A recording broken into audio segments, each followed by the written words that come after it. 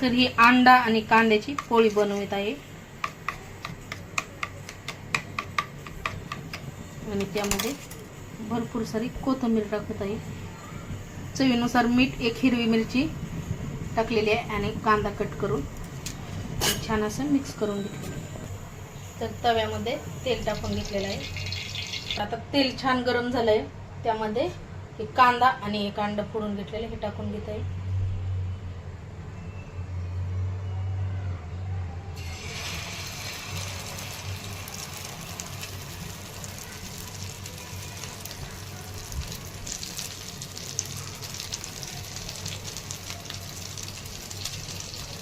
छान अशी भाजून घेणार आहे पोळी, त्यामुळे तेल जास्त टाकलेलं आहे मी।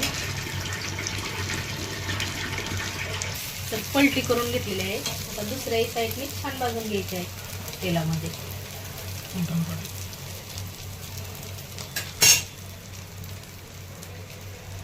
तर या अंड्याची पोळी खायला